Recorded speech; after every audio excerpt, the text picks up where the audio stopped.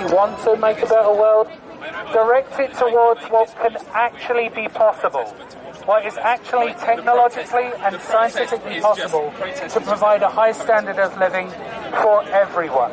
It's more about an evolution rather than revolution. I mean, things are always changing in this world that we live in, and we must adapt, we must embrace that adaptability and change. So it's not a revolution, it's an evolution, man. It's an evolution. This guy has said it, it's an evolution. Good morning, good afternoon, good evening, wherever you are on this pale blue dot that we all live on. My name's Adam-Antium, you're the audience, and you're listening to this edition of ATZM Podcasts. I'd like to thank everyone for listening. Just the usual announcements. For those of you listening to this on YouTube right now, my podcasts also exist on talkshoe.com. Down below in the video description, you'll find the link to the call series. So just for those of you who want to listen to and download the MP3s, and it's all completely for free, you can do that there. Just the usual plug as well for the book called The Zeitgeist Movement Defined, Realizing a New Train of Thought. It's essentially the canonical text, as it were, composed of a series of essays to comprehensively explain what it is that the Zeitgeist Movement actually advocates. And for those of you who want short form answers, in a single sentence, it's the application of the scientific method to social and environmental concern. But just a slightly more elaborate answer, it's really a grassroots global science and sustainability movement that advocates for a transition towards a more sustainable socioeconomic model and away from the current unsustainable model. This can be done by the means of embracing our technological and scientific abilities to innovate our way out of our problems and thus into a completely new and sustainable paradigm. And this would be called a natural law resource-based economy. Now, obviously, there's a lot more to it than that, which I can't go into completely right now. So if you want to find out, you can go to www.thezeitgeistmovement.com and /orientation. And there you can download a PDF of it completely for free. But if you want a physical copy, then you can buy one at quite a reasonable price, I think. So that's for the Zeitgeist Movement Defined, Realizing a New Train of Thought. I myself bought a copy for, I think I spent £5 for it at a Z-Day event, and I've got my own, you know. But anyway, on to more announcements. Recently, apropos of a discussion in a TeamSpeak meeting, as a UK chapter TeamSpeak meeting recently, we've decided that there should be some sort of mass email campaign to contact particular politicians, and specifically Jeremy Corbyn. And I said I would step up to create that little thing. So I've called it the TZM UK Politician Outreach Campaign. Now, obviously, initially this will be first to contact Jeremy Corbyn, and you know, it's really to open a dialogue between the Zeitgeist Movement and Jeremy Corbyn, and then later on other politicians to try to actually discuss these things. I mean, every now and then we get, you know, people saying, "Oh, I've actually met so and so, and I spoke to them, and I asked them, have you heard of Russo?"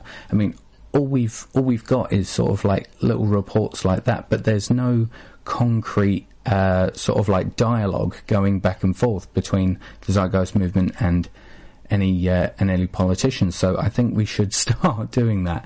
I've created the Facebook group for already. If you go to facebook.com /TZMUKPOC, I'll say that again, facebook.com /TZMUKPOC, and that's the link for the campaign there. But on the page, I've posted up all the contact details you would need to contact Jeremy Corbyn for, you know, this appropriate sort of thing. And I've also got a sample email on there as well. If you guys have written an email and, you know, want to put it up on the site, on the page, by all means do so. But that's the TZM UK Politician Outreach Campaign. I myself, I've sent my email. You know, not that I'm putting massive hopes on this sort of thing, as none of us really should, because it's sort of like quite a lofty idea, but we don't know unless we try, you know. So there's that. On to the sponsorship situation, I guess. It's my unfortunate task to inform you that the reality preservation bubble is now no longer our sponsor, since the product has been subject to a mass recall following several deaths. It turns out the bubble worked far better than anyone anticipated, and it enabled people to literally block out threats to their survival due to denial of said threats. We had people walking out in front of buses who didn't believe in buses. It was, you know, paradoxically, the failure of the bubble was in its sheer degree of success.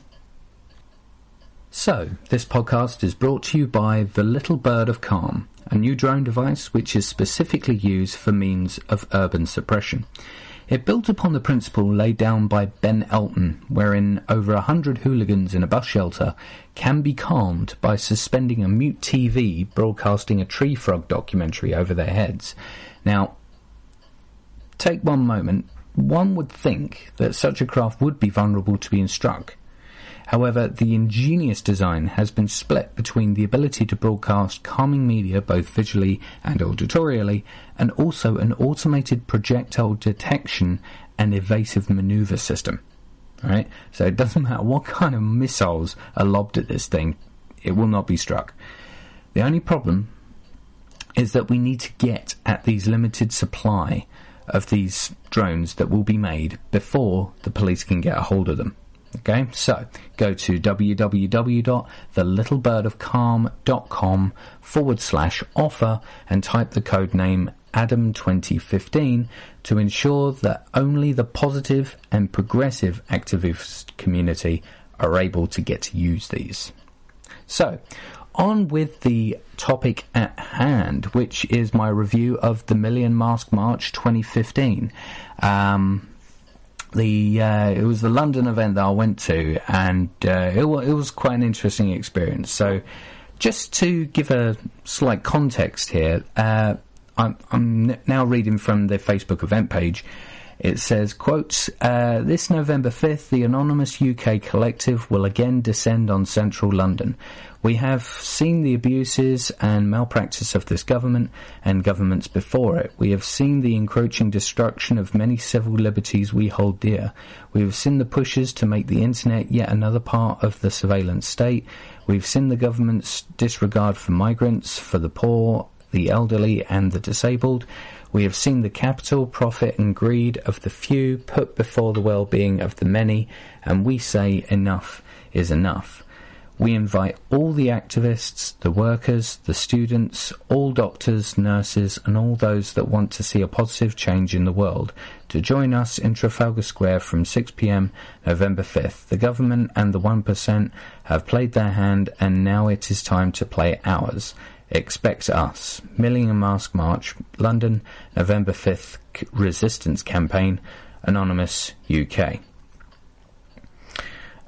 Information for the night. We openly invite everyone, please respect diversity of tactics.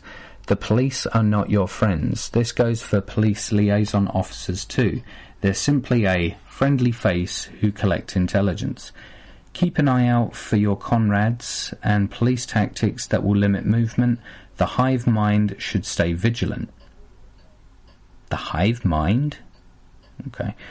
Dress comfortably and wrap up warm. Face coverings are always optional. Bring banners, flags and placards. Bring your voice and let it be heard. So that's some of the information there. Clearly, there's some divisionary tactics in there. I mean, the police are not your friends.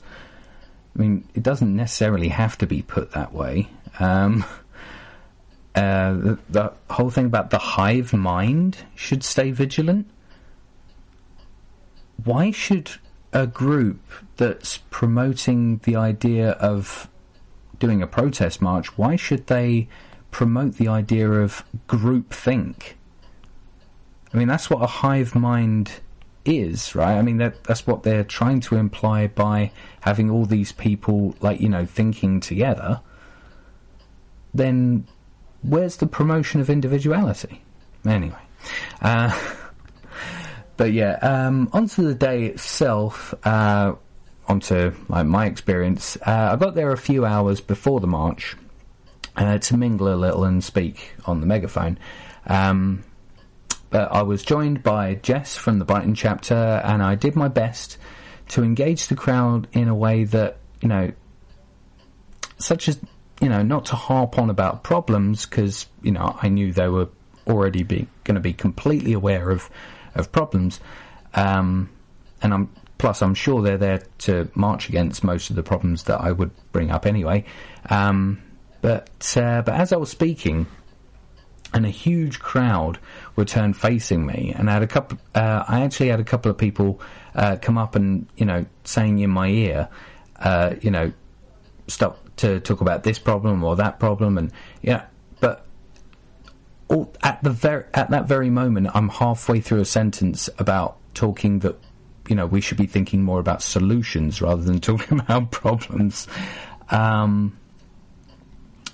no, I mean, I can understand this. It's strangely therapeutic, you know, to moan. You know, I mean, there's a romanticism of the idea of, you know, hanging out in the pub with your mates to set the world to rights, you know, and but that, I mean, that term does imply that you know, some sort of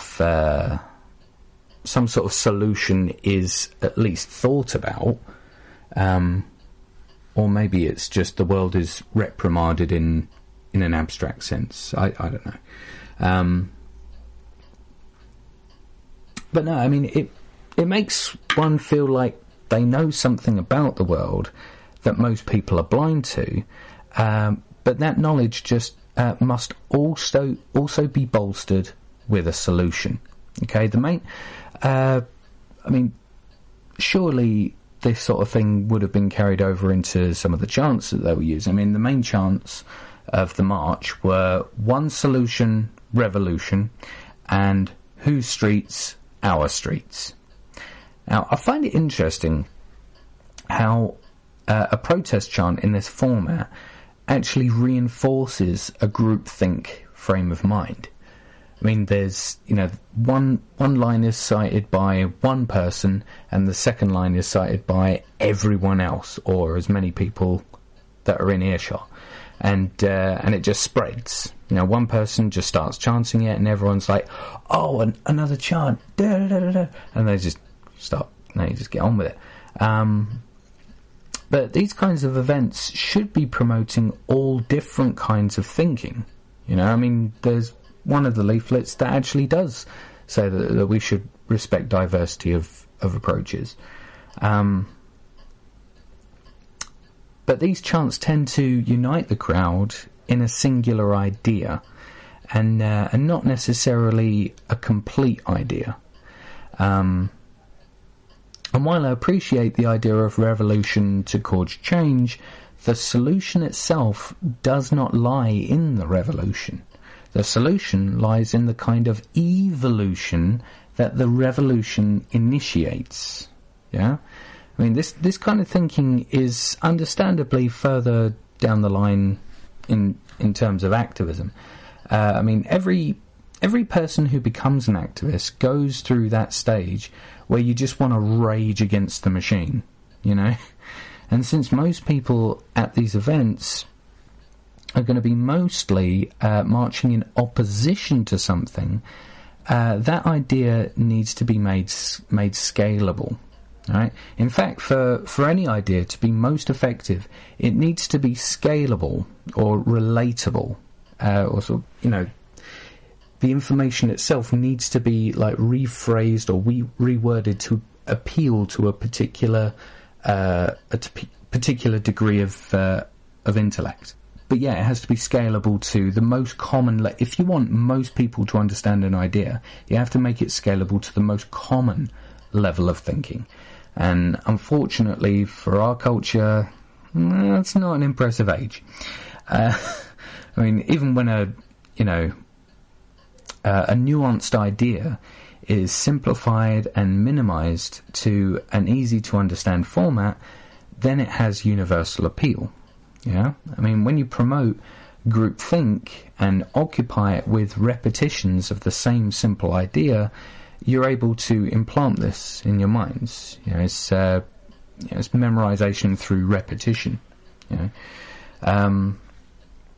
But the march itself, it was scheduled to commence at 6 p.m. from Trafalgar Square. Plus, I knew people would be hanging out for hours beforehand, so I took that opportunity to converse with people. Considering it had been raining for most of the afternoon, it was actually impressive to see so many people out. I mean, I think them from a couple of times that I looked around at Trafalgar Square, I think probably just before the actual march itself, I think I must have seen maybe around about 20 to 30,000 people, I think. But yeah, I mean, I made quite a few mental notes to say on the megaphone at different points during the evening that I appreciate that so many people have come out. But I followed the march down. We went down Whitehall towards Parliament Square. However, just like the year before last, I mean, I didn't go to last year, so I went to the one year before last. Yet again, there was an effort to rush down Birdcage Walk, and presumably to occupy the Victoria Memorial. However, that's where the police started, getting aggressive and began their kettling patterns. And just for those of you who aren't aware, a kettle is a police procedure to effectively imprison a group of people in a public place, presumably for suppression of the crowd. But the actual effect you see is an escalation of aggression from an already indignant and often angry crowd. And that does often result in very primal behaviours of fight or flight. And like a kettle in your kitchen, when you put the kettle on, the water inside will boil. Now, this is how the police achieve their arrests on this front in particular. Create the conditions and targets for aggression, and trust the indignance of the crowd, who, by the way, are wearing masks, becoming de-individuated, are angry enough to lash out physically towards the police or to buildings, and then down they clamp on you. But apparently a group splintered off and led the police down a merry chase around London before actually getting to the memorial before 9 p.m, when the police started telling everyone to go home and, engaging in a few more arrests. So, well before this point, most of the thousands who were there to begin with had already dissipated into large hangouts. Now, I was in Parliament Square, chatting with friends, giving out leaflets, and every now and then breaking out into, mini motivational speeches over the megaphone. It was interesting, just every now and then, launching into some sort of little motivational speech, and then just going back and talking to my friends again. It was quite fun. Another thing I found interesting about the march was the police use of horses. Right now, I can understand the horses. It enables the police to be more mobile without, using any motorised vehicles. But, when you have some of the idiots who get caught up in violence, you end up with what apparently happened, a firework being thrown at a police horse. Well done, guys. You've given the media exactly what they need to tar us all with the same brush. Well done. I even read it was a report by an ITV journalist, a female ITV journalist, who said that she was punched in the stomach for trying to save a police horse. Yeah. I don't know. I mean, at some point after things had settled down in Parliament Square, we actually had a beatbox musician. I think it was Jim Crow, but I can't remember. He just came along, put his equipment down, switched on, just announced that he was providing some entertainment. So a mass crowd just surrounded him. And it was just on like one of the corners of like Parliament Square. It was like a big crowd of people, and just people began to dance. It's weird. It's like they weren't going to be doing any protesting for the next 30 minutes, so those guys were taken care of. But it's so weird, like seeing people go from like, fuck the government, and then just like a beatbox musician comes along and everyone's just like, yay. It was quite fun.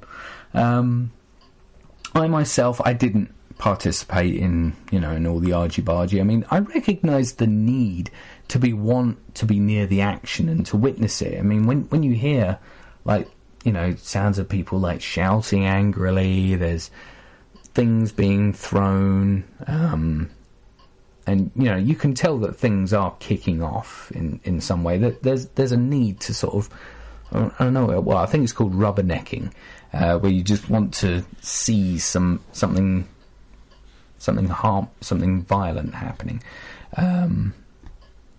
But the thing is, because of the sheer degree of people that were there, at any time there were probably at least 2,000 people in between me and what was kicking off.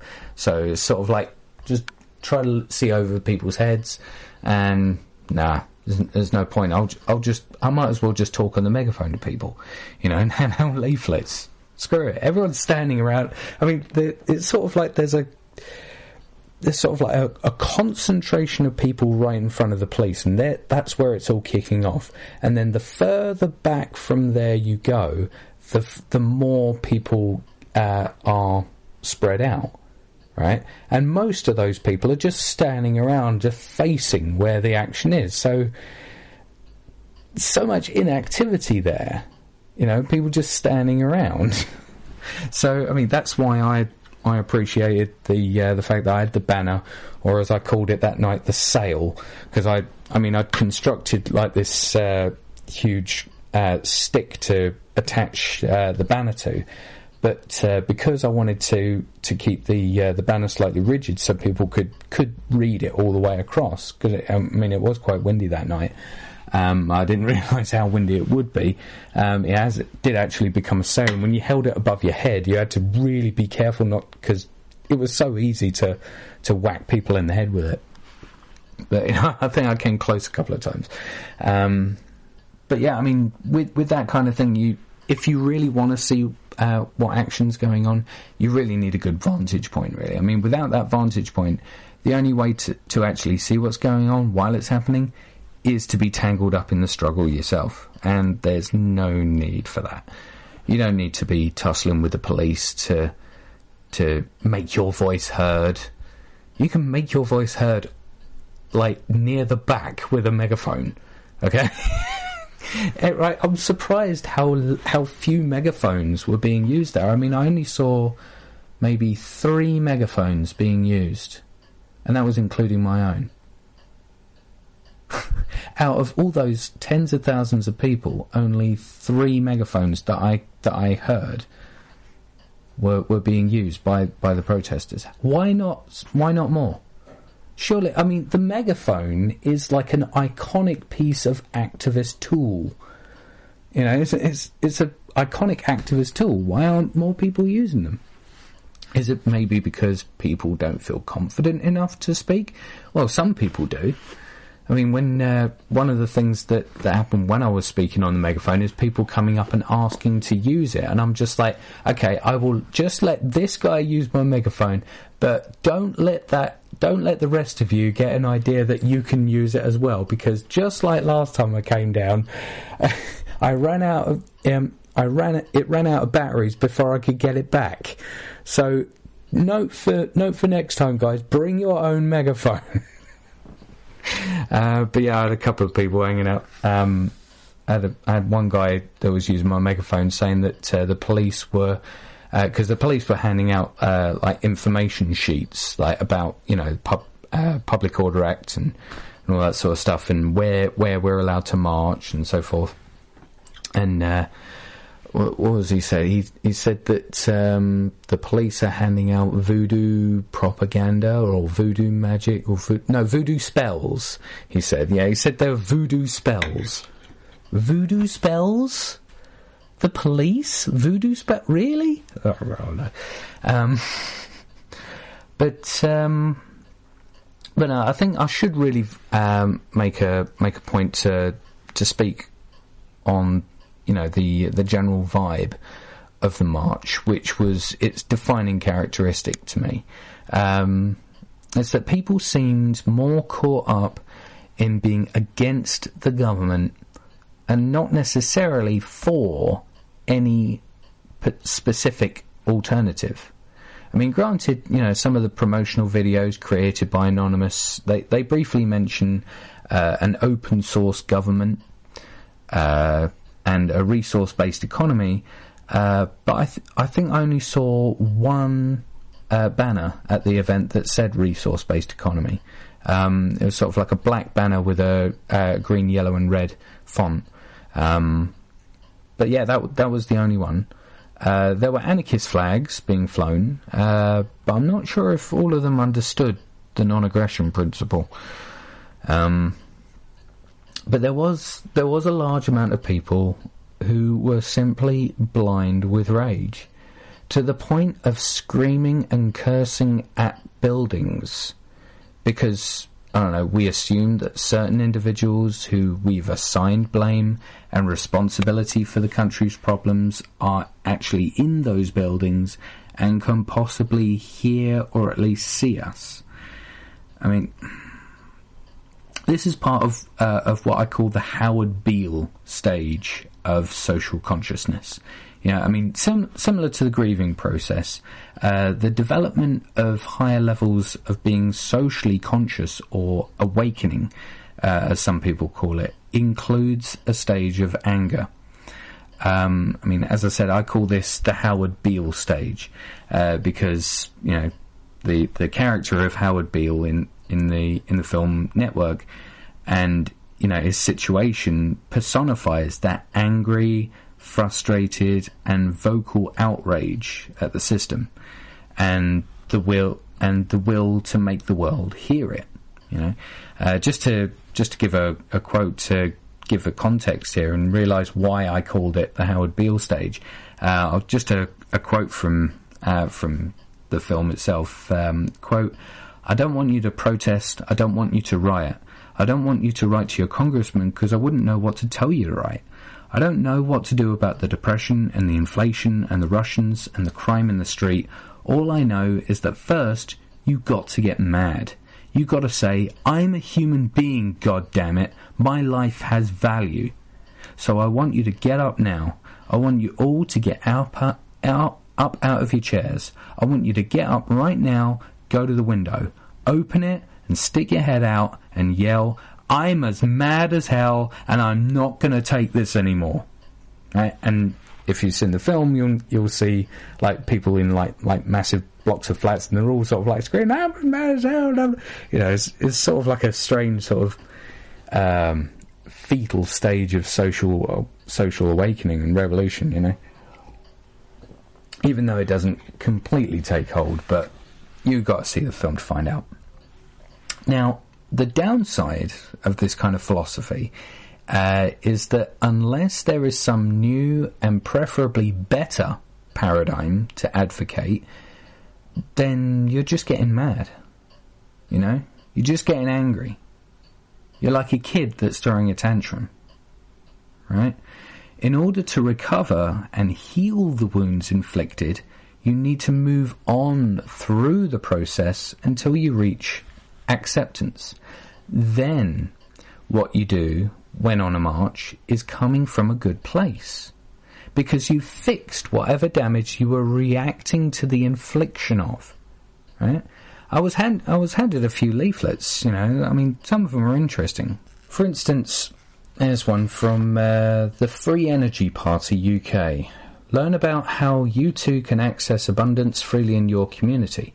The Free Energy Party UK brings together Ubuntu, Michael Tellinger, Share of the Harvest, Soil Association, and Free Energy, Nikola Tesla, to create a tripod of simple solutions to big death agriculture and petrochemical monopoly.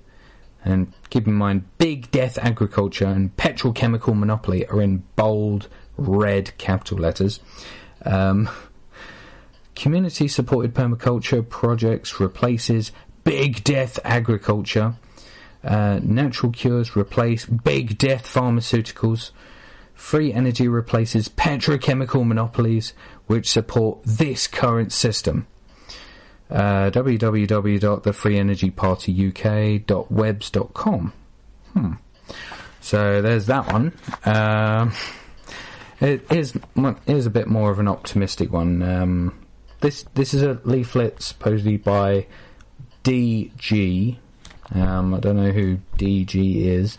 But yeah, it says, The Million Mask March. The situation.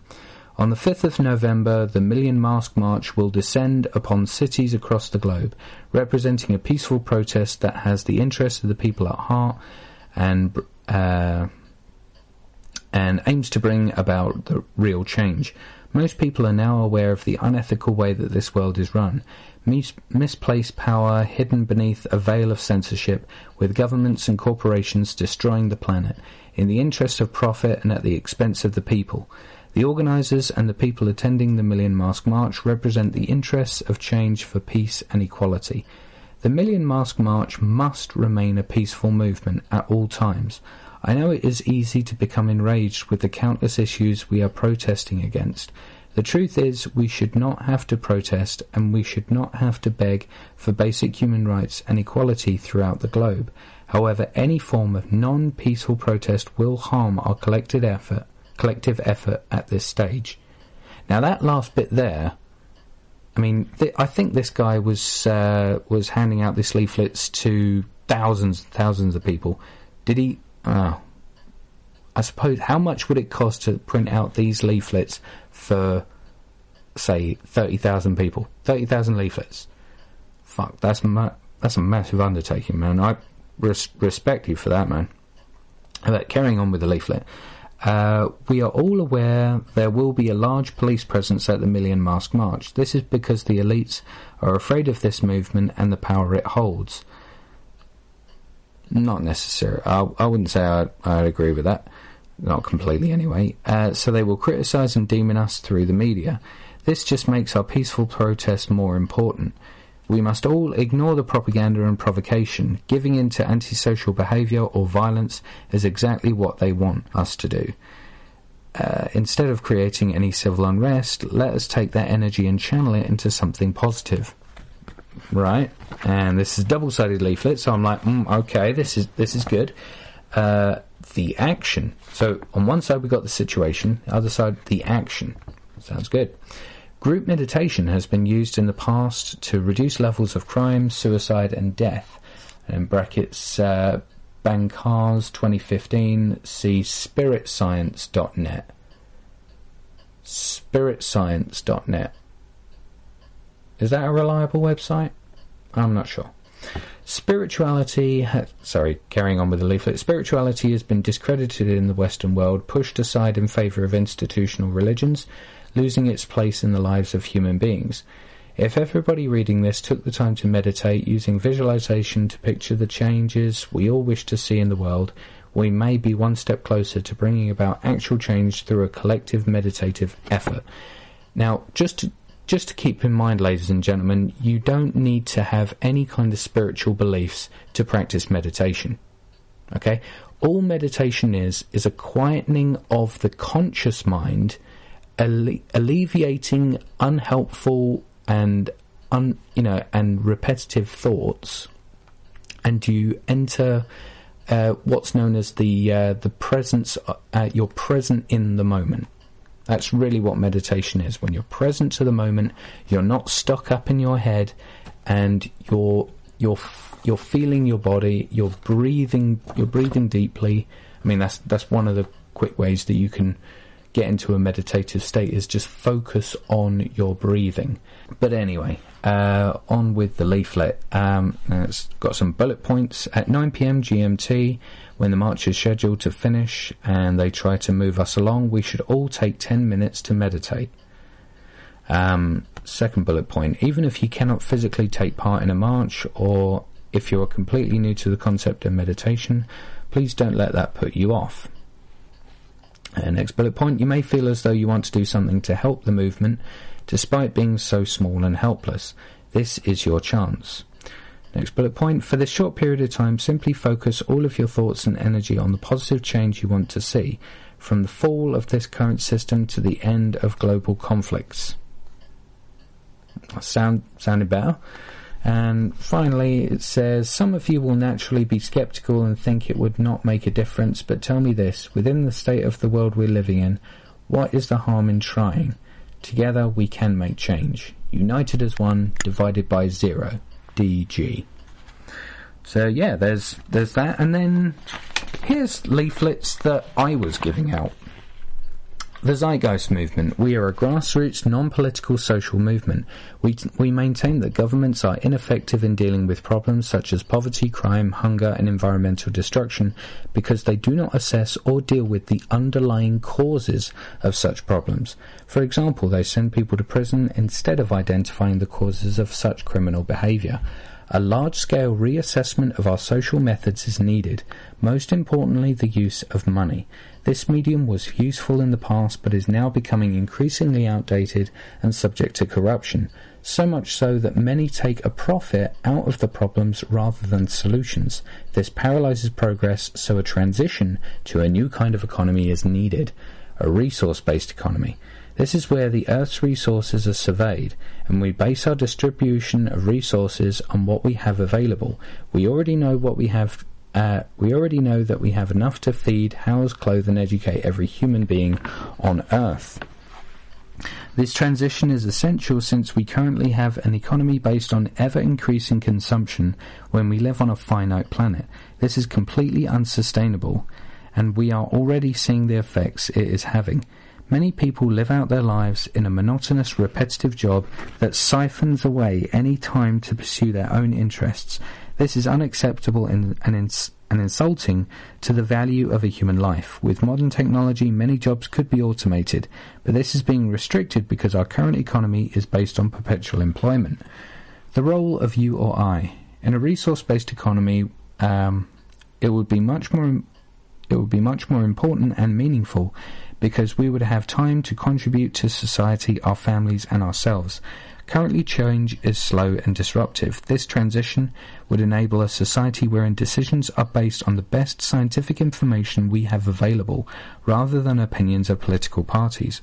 With a movement away from money, debt or barter, no one has an advantage or disadvantage over anyone else, allowing us to move forward with the goal of improving the quality of life for everyone.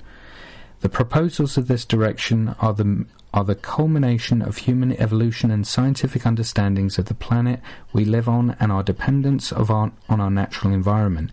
We claim not to have the truth about anything other than that everyone on the earth requires the same basic needs to survive and that we are all subject to the laws of nature as we understand them.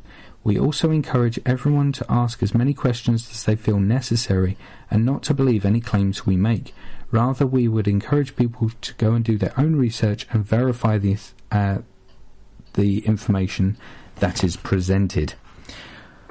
We are destroying our planet in the name of profit. The only sustainable design can be one where human well-being and environmental preservation are our primary concerns. We are currently hundreds of thousands of volunteers across the world promoting these ideas. And there's a section here like how to get involved. So, there, which flyers do you think we would be able to learn more from? Given that we want to bring about some kind of change, can we just harp on about problems, or do we also? I mean, it's good to harp on about problems, but it's also good to have a solution as well. But anyway, moving on. The next thing I wanted to talk about really is that there's a further and maybe larger problem with a masked march. The very idea of a march where people are anonymous. It can be a breeding pool for a phenomenon known as de-individuation. Now, most of the stories, and obviously there are some exceptions, but most of the stories about violent behaviour displayed by protesters are completely believable when you take into consideration the freedom of permission to act, which is created by anonymity within the support of a crowd, and then fueled by varying an infectious degree of anger towards a governing class, and before you know it, there's violent clashes between the crowd and the police. Now, an interesting experiment was conducted on de-individuation by Derren Brown for his series of experiments. The show itself was called Remote Control, and had a studio audience watch a single guy via hidden cameras while out with friends who were also in on it. From the studio, Derren instructs actors who are around this guy, and at intervals the audience was asked to don a blank face mask to suggest the comfort of anonymity, and they were given 50-50 choices of either something positive to happen to this guy or something negative, right? And as the show went on, there was an escalation of the gravity of each of these choices. And because there was a concerted effort to create a general attitude, the audience were also given hints about this guy, that he's a bit of a dickhead and he would probably deserve anything bad that might happen. And what we find is that each time the majority of the audience chooses the negative. Now, there's a real twist at the end that I won't spoil, but I would recommend you looking into this. The show is called Remote Control. It's part of his series called The Experiments, but very, very interesting, and look into de-individuation. So another thing I wanted to mention in this podcast is that Charles Mackay, in his book Extraordinary Popular Delusions and the Madness of Crowds, details numerous examples of how even entire countries are swept up into a fervour. Right? I mean, one example is the South Sea Bubble, which was an attempt at paying off the national debt of, at the time it was £30 million, by means of what was termed stock jobbing, the linking of the creation of companies for the sake of stock trading. Now, granted, there were opponents, however, they were understandably laughed at, derided, and ignored. Now, I say understandably in terms of, expecting crowd psychology to start kicking in. But as far as the country saw it, a party had begun, and only everyone who was willing to dance were invited. There was a statesman called Robert Walpole who voiced his initial opposition to the House of, I think it was the House of Commons, or was the House of Lords? No, it was the House of Lords, I think. Quotes, the dangerous practice of stock jobbing would divert the genius of the nation from trade and industry. It would hold out a dangerous lure to decoy the unwary to their ruin, by making them part with the earnings of their labour for a prospect of imaginary wealth. The great principle of the project was an evil of first-rate magnitude. It was to raise artificially the value of the stock by exciting and keeping up a general infatuation, and by promising dividends out of funds which could never be adequate to the purpose. If the plan succeeded, the directors would become masters of the government, form a new and absolute aristocracy in the kingdom, and control the resolutions of the legislature. If it failed, the result would bring general discontent and ruin upon the country. Such would be the delusion that when the evil day came, the people would start up as if from a dream, and ask themselves if these things could have been true. Now, as I said, Robert Walpole was initially laughed at, but as the South Sea bubble began to pop, the task was laid at his feet to manage. And the plan he already drafted and was adopted to at least get the monster under control and settle back to regular economic activity. Charles Mackay gives a disturbing narrative as well of the social zeitgeist of this time by saying, quote, "During the progress of this famous bubble, England presented a singular spectacle. The public mind was in a state of unwholesome fermentation. Men were no longer satisfied with the slow but sure profits of cautious industry. The hope of boundless wealth for the morrow made them heedless and extravagant for today. A luxury till then unheard of was introduced, bringing in its train a corresponding laxity of morals. The overbearing insolence of ignorant men who had arisen to sudden wealth by successful gambling made men of true gentility of mind and manners blush that gold should have the power to raise the unworthy in the scale of society. The haughtiness of some of these ciphering Sids, as they were termed by Sir Richard Steele, was remembered against them in the day of their adversity. In the parliamentary inquiry, many of the directors suffered more for their insolence than for their peculation.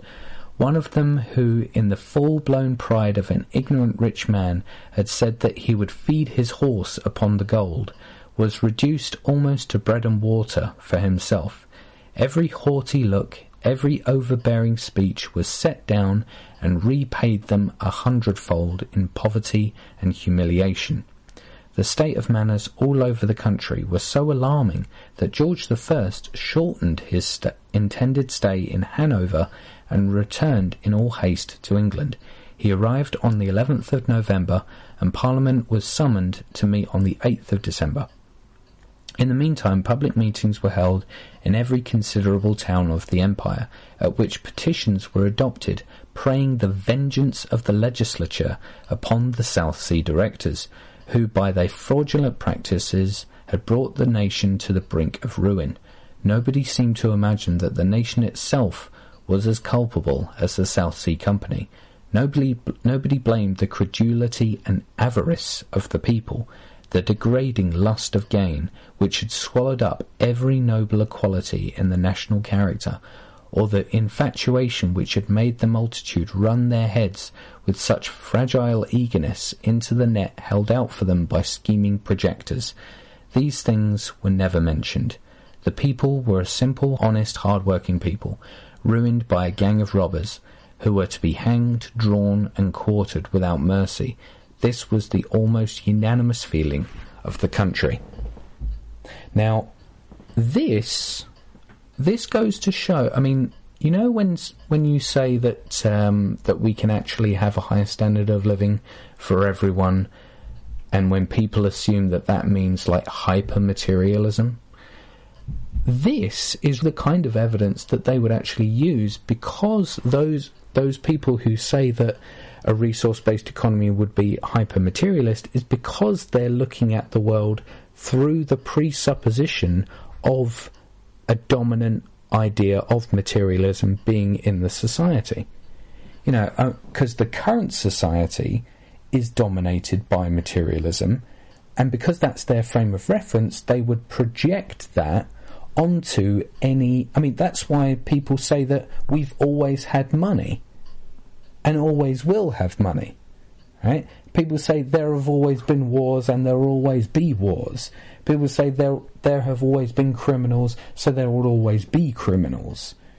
You know, it's the projection of the current zeitgeist onto both the past and the future, right? Because obviously it makes it so much easier to know the conditions of the past, present, and future.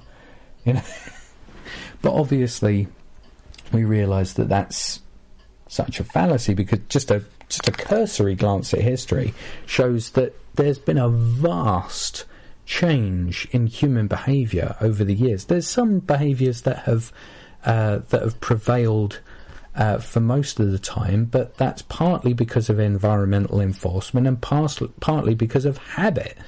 You know, I mean, one of the main reasons why so many people support the monetary system is because of habit. Because it's always been there, people think, oh, that's the way it is. And that, unfortunately, creates a cycle of that's the way it is, thus that's the way it should stay. Right? But we have to break that cycle. We have to realise, wait a minute, we can do better. We will do better. We are doing better. You know, that's the process.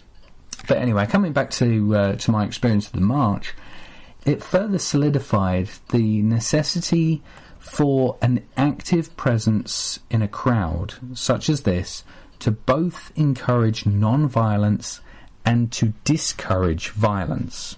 Right? Another presence in the crowd can actively advocate alternatives by distributing media and speaking on megaphones.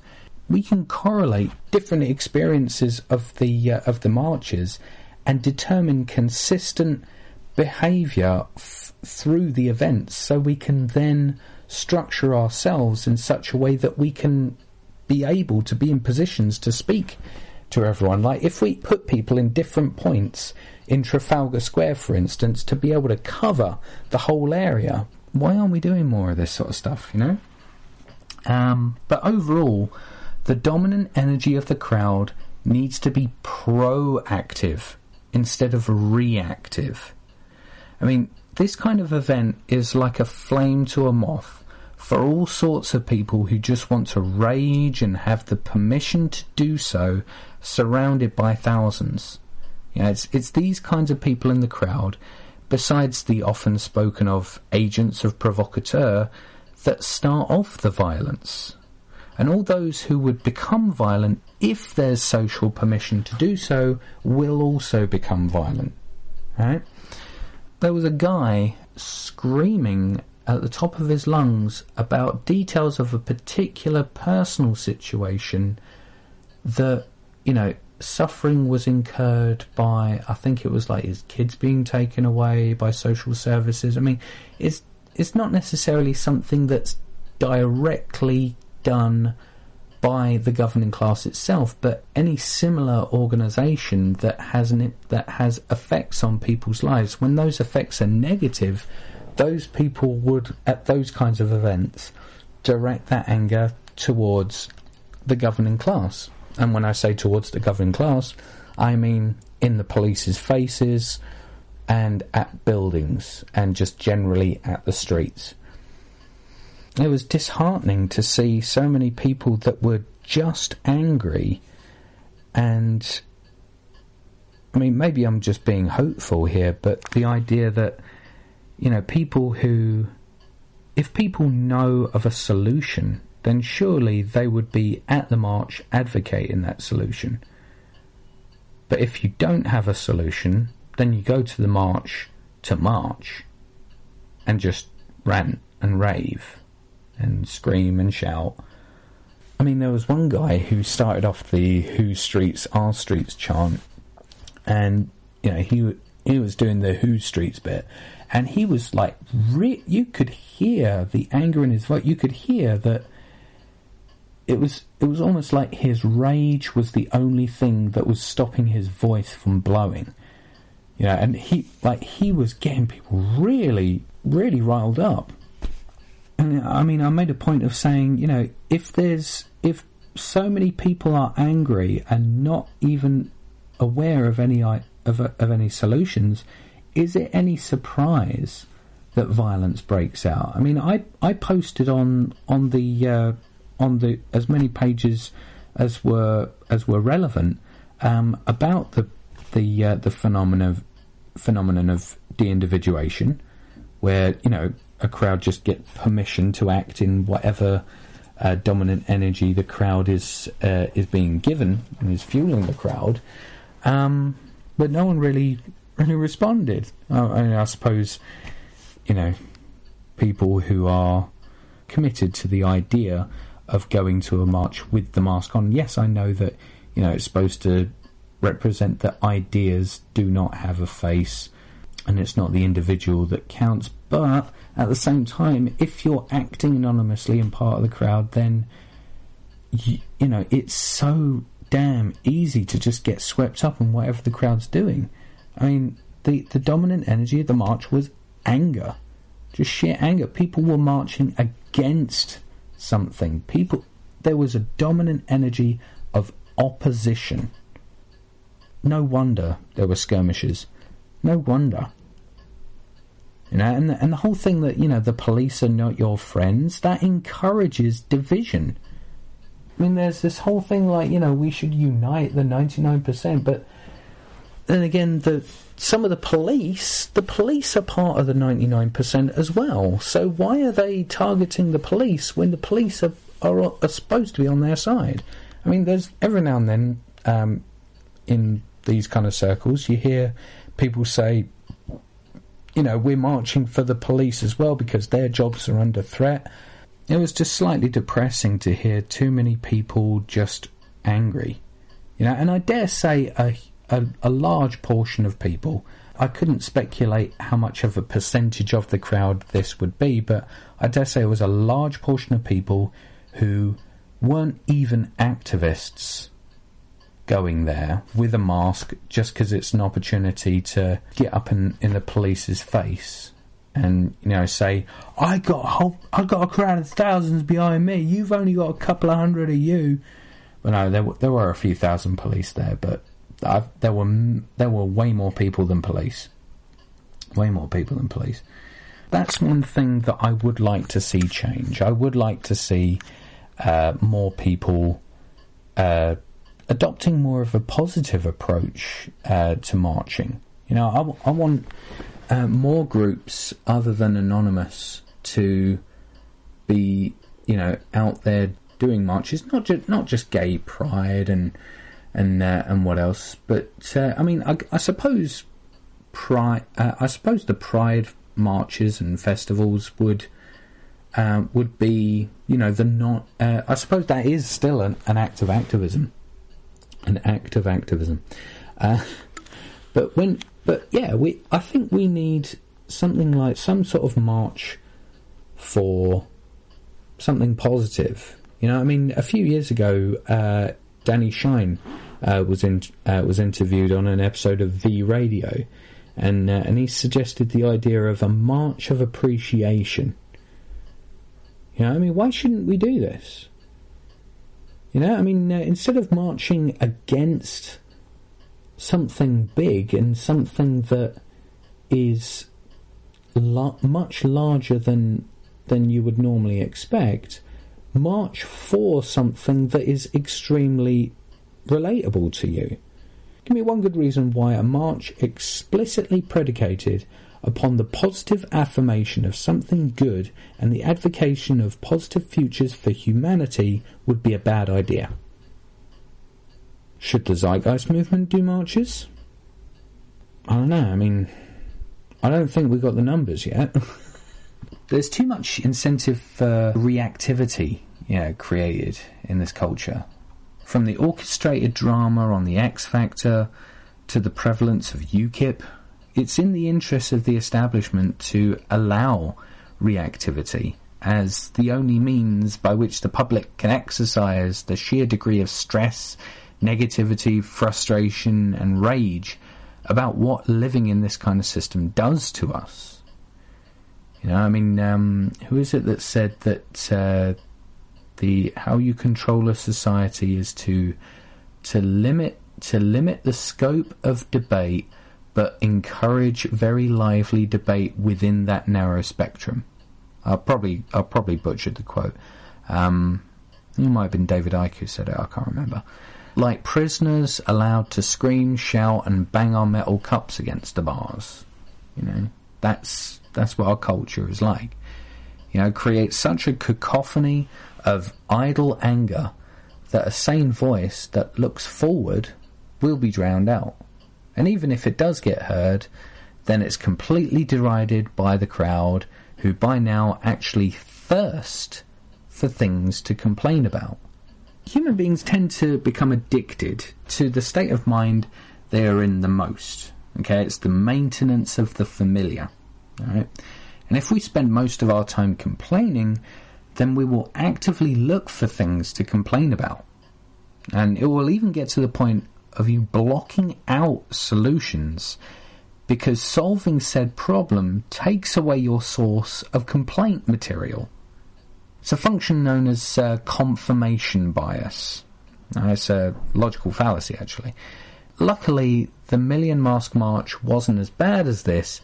In fact, they loved to listen to what I have to say.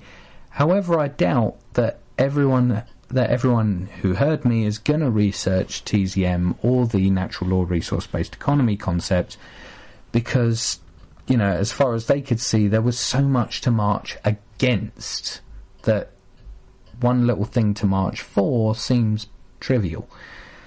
I personally think that as a culture, we are somewhere in that Howard Beale phase, that anger phase, and events like these are small expressions of what the rest of the public would do if they were motivated to enough. Really, if you think about it, at this point we have two choices.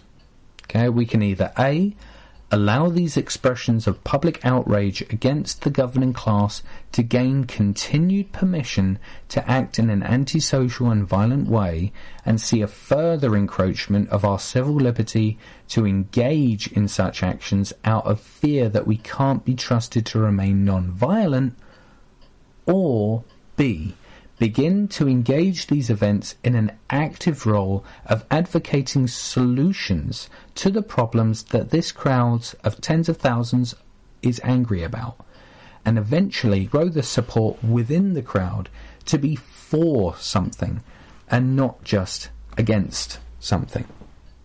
How about that?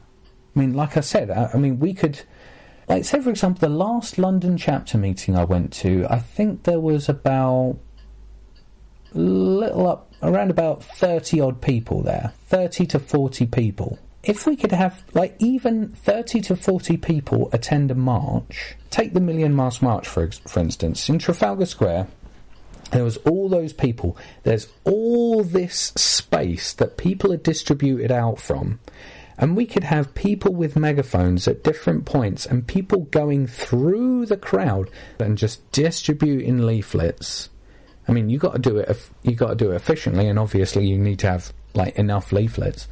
But yeah, there's so many things that can be done with a march, instead of, because otherwise, if you're not taking an active role in doing something proactive, then really it's like a big version of a group of sheep being herded down the street. I mean, yes, the sheep are going bah, bah, bah, but they're not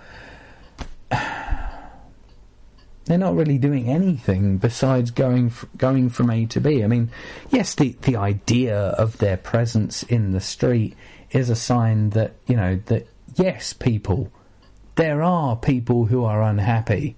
There are lots of people who are unhappy, right? And I suppose that is really the only positive thing that a Million Mask March can actually achieve in its current state.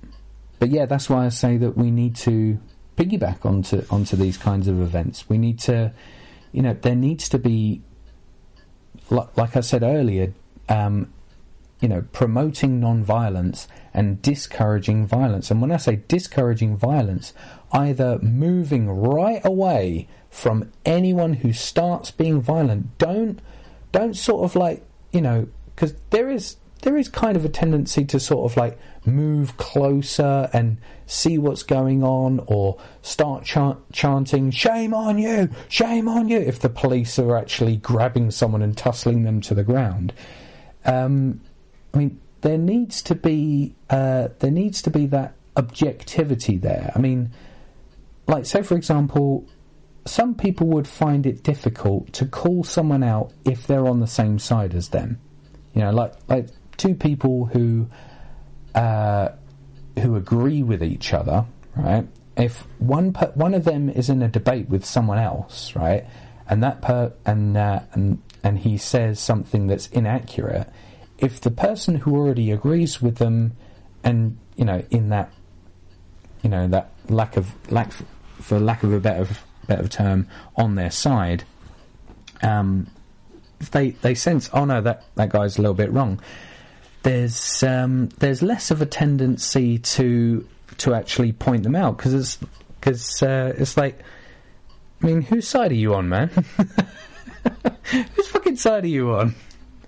But we have to have that accountability where even if someone is quote unquote on our side, if they're starting to act out of line, they need to be pulled. They need to be pulled back. I mean, I'm not just saying pull them back to stop them being violent, but pull them back away from the police officer that may or may not arrest them in a couple of seconds, or smash them over the head with a baton or something. Pull them back for their safety, and for the fact that pulling them back will disengage that particular act of violence.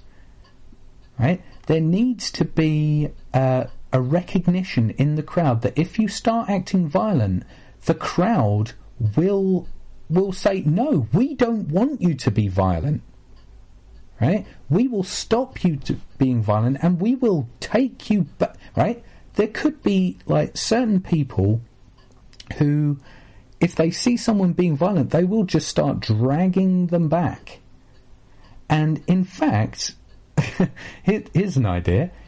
If anyone gets violent, you have to go to the back of the march. How about that? If you act up, you have to go back of the queue, back of the march, buddy. If you want to be violent, then you have to watch everything from a real far back perspective. I mean, I don't know. Maybe that would be perceived as a bit of a punishment, but it would be interesting, because at least then, the police will be like, wait a minute, the crowd isn't a mob. The crowd is acting intelligently because the crowd wants to remain non-violent, and I'm sure some of the police themselves, they don't necessarily want to engage in violence. I think most police officers would be much happier if the Million Mask March went without anyone kicking off, without anyone getting angry, and without anyone getting arrested. Now, I mean the police officers, not the institution of the police itself. I mean the police service, or police force, whatever.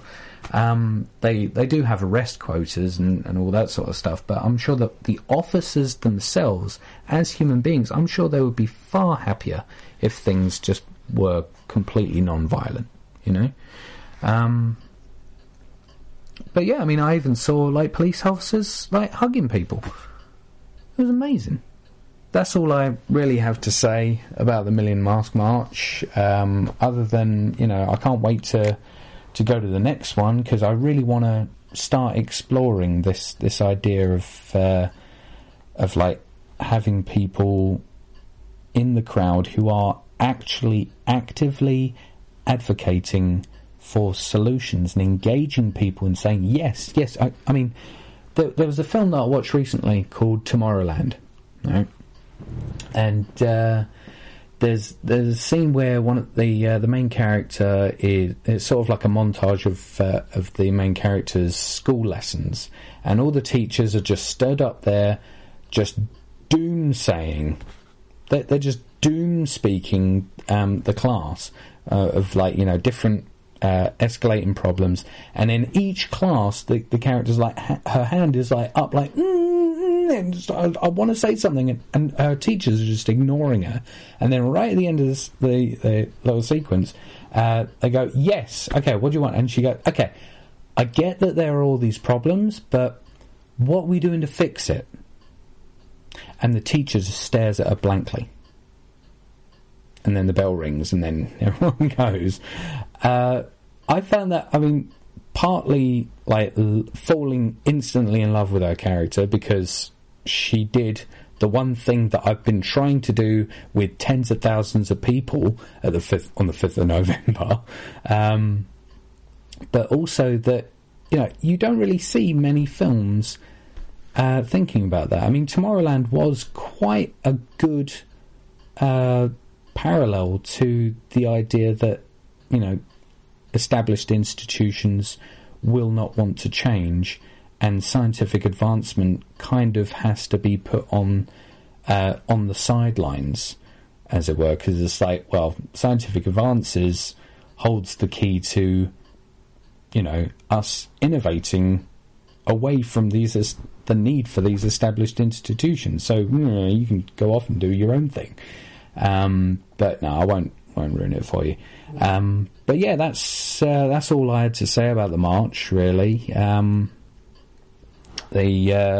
hope that more people start thinking about things in terms of being proactive rather than reactive, you know. But anyway, that's all for this podcast. I'd like to thank all of you for listening. Just the usual announcement, for those of you listening to this on YouTube, my podcast also exists on TalkShoe. Down below in the video description, click on the link and you can download the MP3s and listen to them for free in MP3 format. The usual plug is for the Zeitgeist movement Defined, Realising a New Train of Thought. It's the canonical text that explains exactly what the Zeitgeist movement advocates. So go to www.thezeitgeistmovement.com/orientation and you can download that for free or buy a copy online. And this podcast was also brought to you by The Little Bird of Calm, a brand new drone system for means of crowd suppression. So if you want to get one of those, make sure you get them before the police do. Please, please, please go to www.thelittlebirdofcalm.com/offer and enter the code name Adam2015 and you'll be able to get those there. So that's all for this podcast. I'd like to thank you again for clicking in and listening. So take care, guys. Have a good one.